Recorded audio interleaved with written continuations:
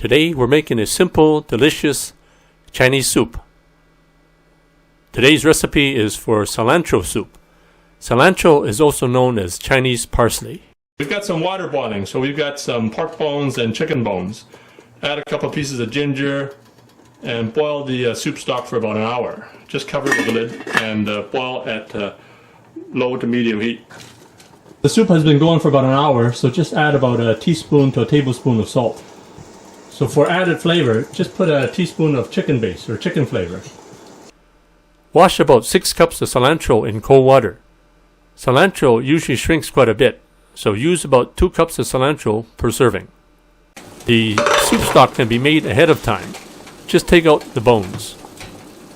So serve 1 egg per serving. So here we're making 3 servings.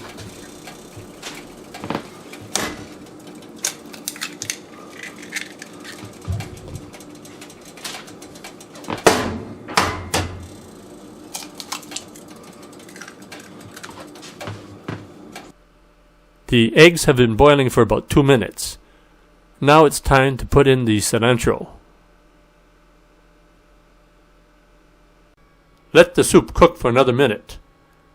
The egg will continue to cook after the heat is shut off. Add about a teaspoon of sesame oil for nice fragrance and flavor. There you have it. An easy recipe for everyday Chinese soup. Enjoy. The Chinese cooking channel called Chinese Cooking Channel was awarded one of the top 20 best Chinese food blogs and websites in the world.